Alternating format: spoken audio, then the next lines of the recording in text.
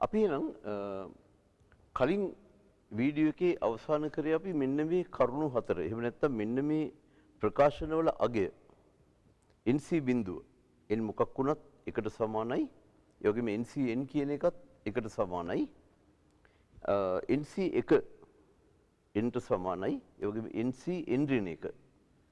මෙතන එක තිබ්බත් n වලට වඩා එකක් අඩු සංඛ්‍යාව තිබ්බත් ඒ අගේ මේක n ට සමානයි.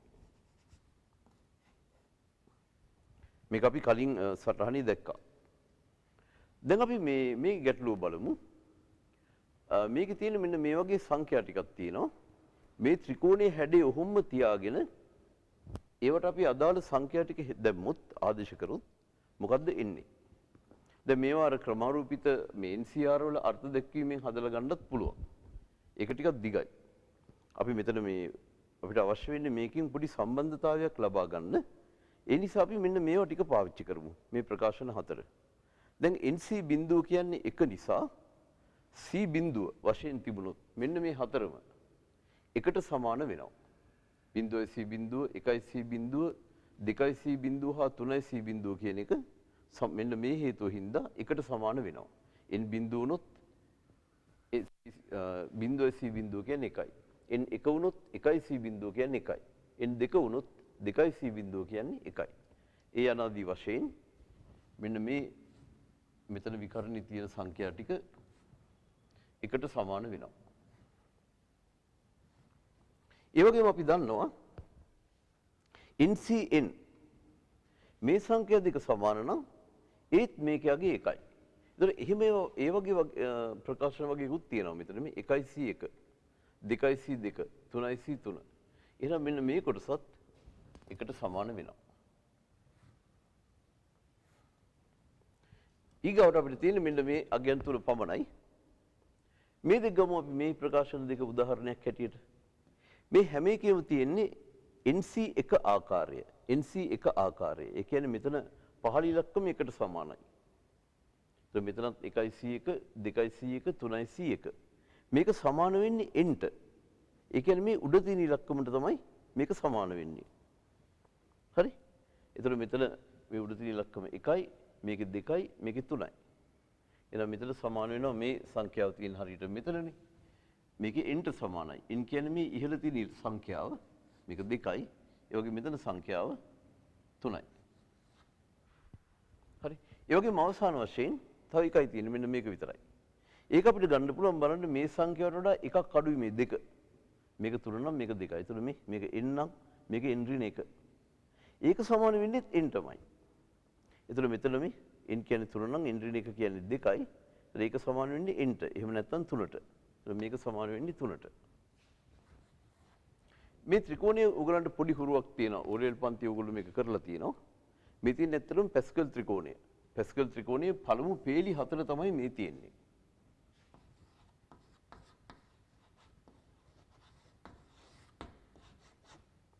පැස්කල් ත්‍රිකෝණය තමයි මේ තියෙන්නේ.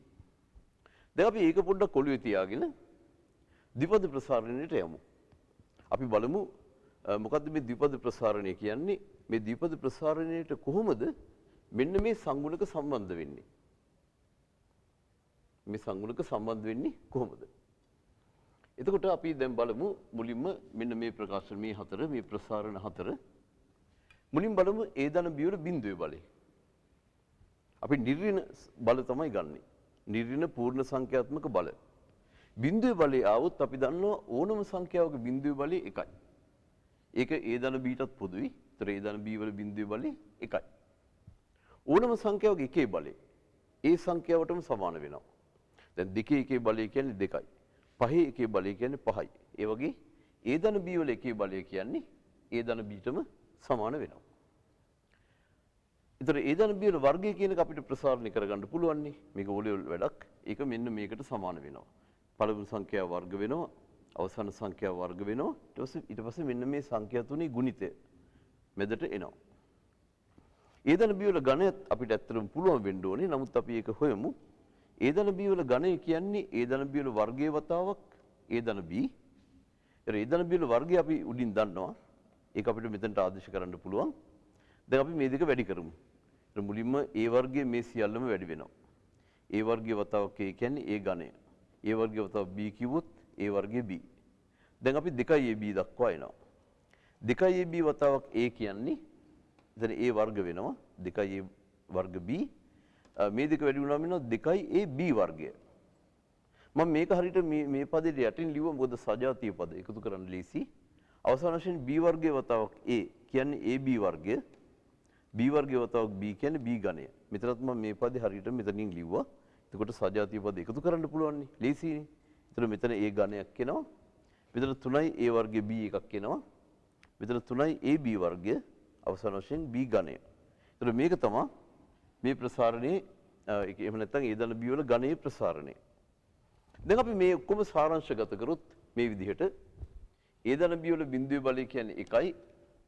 A ධන B වල එකේ බලය කියන්නේ මෙහෙම එකක්. වර්ගය කියන්නේ මේ වගේ එකක්. ඝනය කියන එක අපි දැන් හෙව්වා. දැන් මේ ප්‍රසාරණ හතරෙම මෙන්න මේ ලක්ෂණය තියෙනවා. බලන්න A වල ඉහළම බලයෙන් පටන් ගන්න මේ A වල එකේ බලයෙන් පටන් ගන්නවා මෙතන. A වල වර්ගයෙන් පටන් ගන්නවා මෙතන. A වල ඝනයෙන් පටන් ගන්නවා මෙතන. අපි දකුණු පැත්තට යනකොට මොකද වෙන්නේ? A වල බල ටික ටික අඩු වෙනවා. වර්ගයේ තිබ්බ එක එකේ බලයට යනවා. එකේ බලය බිඳුවේ බලයට ගිහිල්ලා ඒ අතුරුදහන් වෙනවා. අන්තිම පදේ. මේක ගත්තොත් ඒ ඝනයේ තියෙනවා ඝනයේ වර්ගය වෙනවා. වර්ග ඊට පස්සේ එකේ බලය වෙලා මෙතන නැති වෙනවා. ඒතර B ට මොකද වෙන්නේ? B ට වෙන්නේ ඒකේ අනිත් පැත්ත. මෙතන B නැහැ. B වල බිඳුවේ බලයක් තමයි තියෙන්නේ. මෙතන B වල එකේ බලය, මෙතන B වල වර්ගය, මෙතන B වල ඝනය. එතකොට B මේ පැත්තටදී වැඩි වෙනවා. A මේ පැත්තටදී අඩු වෙනවා. ඒක අපි පොඩ්ඩක් ඔළුවේ තියාගමු. ඊට පස්සේ අනිත් පැත්තේ මේ සංගුණක ටික මේ ඉස්සරහ තියෙන ඉලක්කම් ටික අපි ආපහු ලිව්වොත් මෙන්න මෙතන තියෙන එක.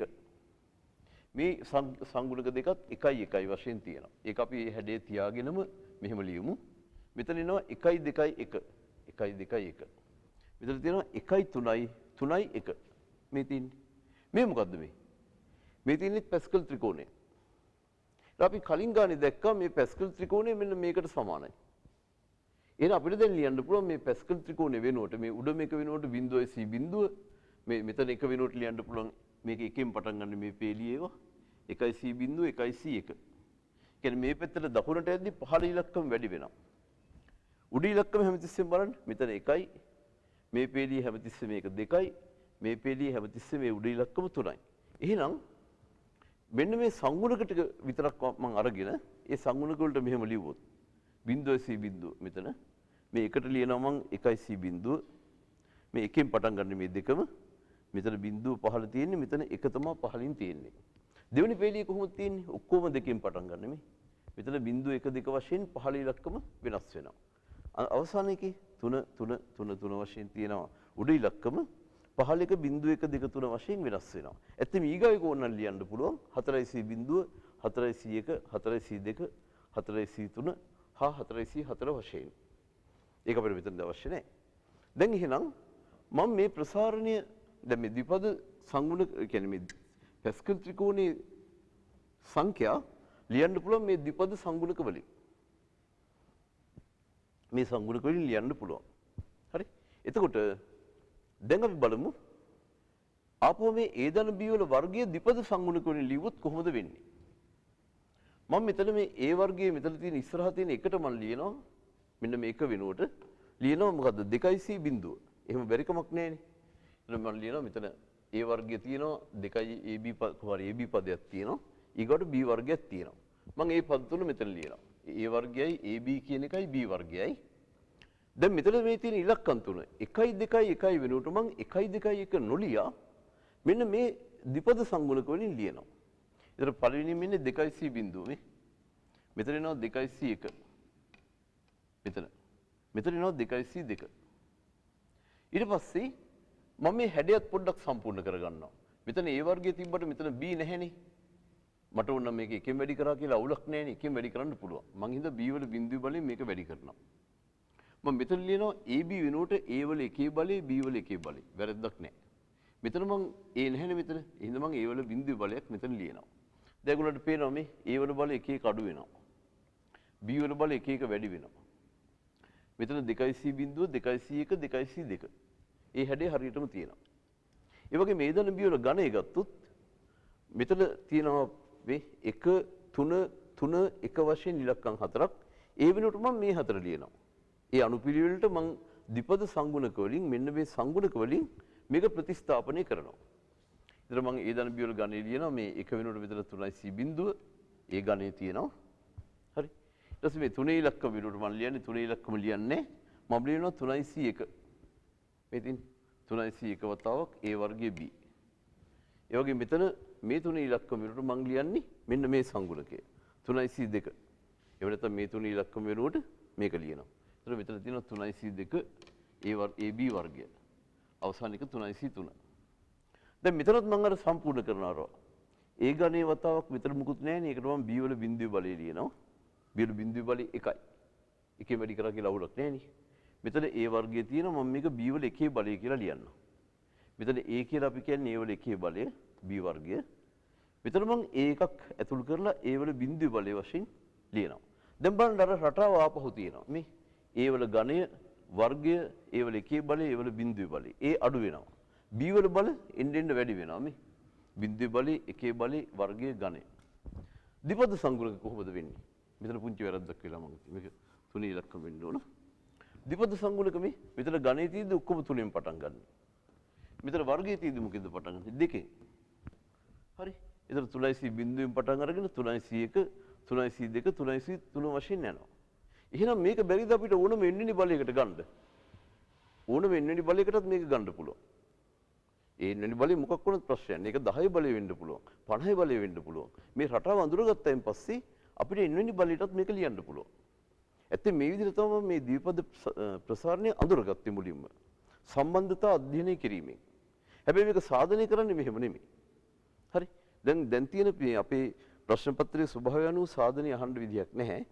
සාධනය අපිට පන්තියේ කරන්න පුළුවන්. නමුත් මේ වීඩියෝ එකේ මම ඒක අන්තර්ගත කරන්නේ නැහැ. සාධනය මෙහෙම නොවුනට මෙහෙම තමයි ද්විපද මේ ප්‍රසාරණය මුලින්ම අඳුරගත්තේ ගණිතඥයෝ විසින්.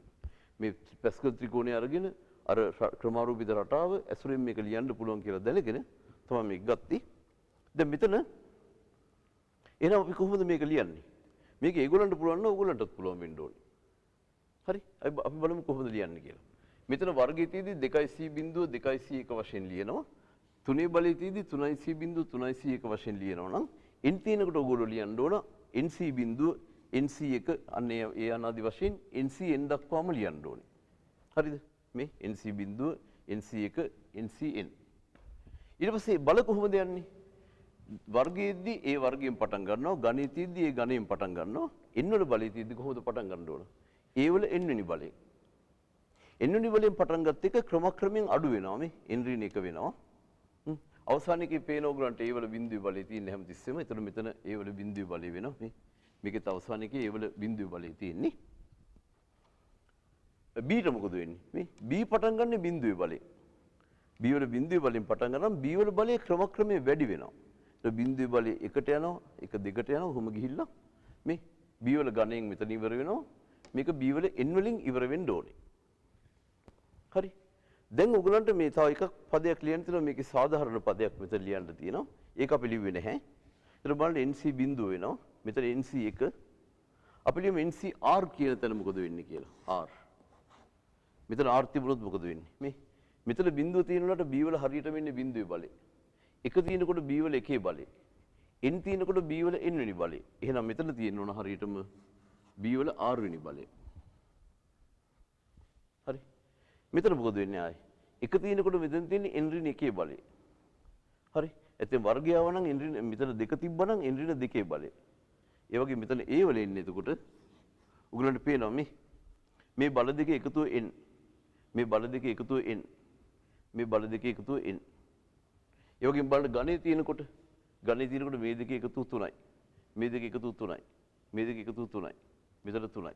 එහෙනම් මේකෙත් වෙන්න ඕන බල දෙක එකතුව n වෙන්න ඕන. ඒතර මෙතන r කැපෙන්න ඍණ r එකක් ඇවිල්ලා මෙතන n එකක් ආවොත් මේ දෙක එකතුව කීයද? ඍණ r කැපුණම එකතුව n. එහෙනම් මේක n ඍණ r වෙන්න ඕන. සාධාරණ පදය.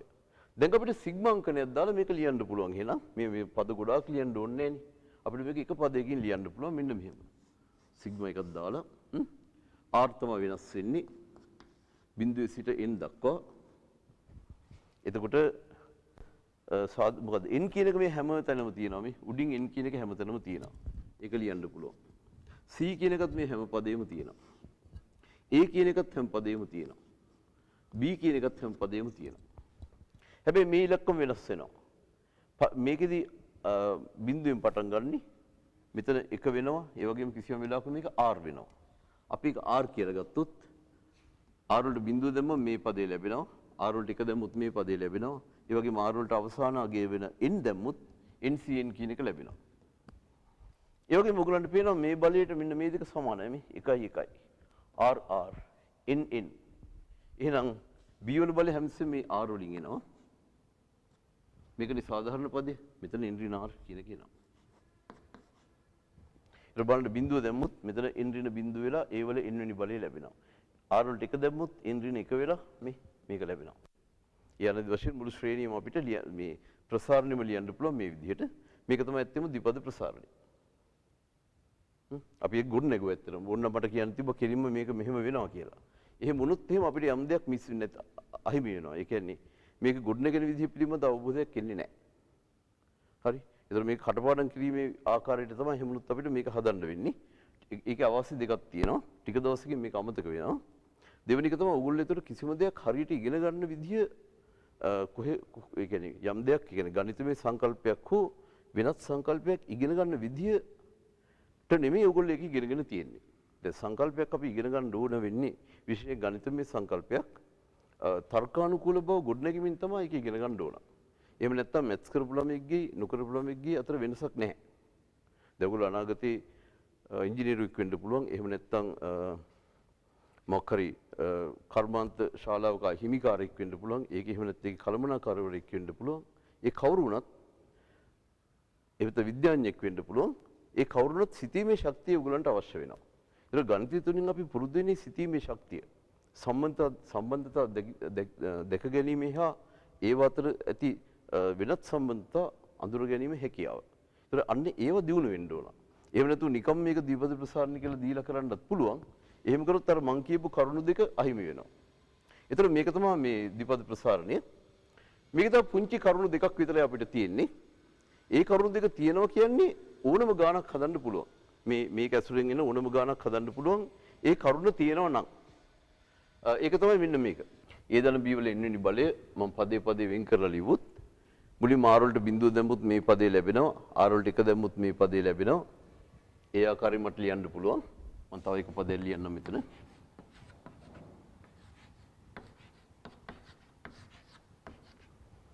දැන් මේකේ තියෙන පළවෙනි පදේ තමයි මේක. අපි පදේට කියන්නේ ටර්ම් කියලා. t. t වලින් මම මේක අංකණය කරන්නම්. මේක t1. මේක තමයි මේකේ දෙවෙනි පදේ. t2. මම මෙහෙම ලියන්නකො පොඩ්ඩක් මේක මේ මේ ප්‍රසාරණේ පදත් එක්ක පැටලෙන හින්දා. මේක තමයි t3. ඒක අපිට පේනවා මෙතන NC බිඳුව වෙද්දි ඇත්තම පදේ තියෙන එකක් ඉහළින්. පළමු පදේ ඉන්නේ බිඳුව. බලන්න මෙතන මේ NC එක වෙද්දි අපි ඉන්නේ දෙවෙනි පදේ. මේක දෙක වෙද්දි අපි තුන්වෙනි පදේ ලැබෙන්නේ. එහෙනම් මේ පදේ හැමසෙම අංකය එකක් වැඩියෙන් තියෙන්නේ. ඒතර මෙතන R වෙද්දි මේ පදේ වෙන්නේ TR නෙමෙයි මේ R වන පදේ නෙමෙයි තියෙන්නේ. මේ තියෙන R දන පළමුවන පදය. මේක හැමසෙම මේ බිරටුල එකක් ඉහළින් යන්නේ. මේ තියෙන R දන පළමුවන පදය.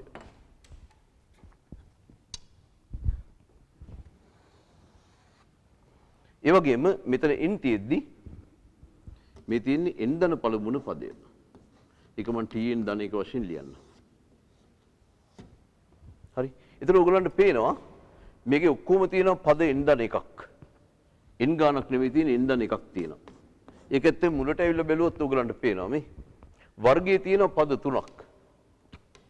ගණයේ තියෙන පද 4ක්. එකක් වැඩි. ඒතර n වෙන බලයේ ප්‍රසාරණයේ තියෙන පද n දන එකක්. ඒ වගේම අපිට මෙතන සාධාරණ පදයේ වශයෙන් ලියන්න පුළුවන් වෙන්නේ r වන පදේ නෙමෙයි r දන පළමුවන පදය. ඒක තමයි මේක. NCR A වල තියෙන n ඍණ r බලය B වල තියෙන r වන බලය. මෙන්න මේ කරුණු දෙකයි මේ ප්‍රසාරණය ඔයගොල්ලෝ දන්නවනම් මේකේ තියෙන සියලුම ගාන මොකක් වුණත් බොහොම පහසුවෙන් හදන්න පුළුවන්. අපි අර කලින් කරපු සුළු කිරීම් ටිකත් ඇතුළත් කරගත්තොත්. අපි මේ වීඩියෝ එකෙන් පස්සේ තනිකරම ගණන් ගැටලු තමයි බලන්න සාකච්ඡා කරන්නේ. හරි අපි එහෙනම් ඊගා වීඩියෝ එකේදී හම්බෙමු.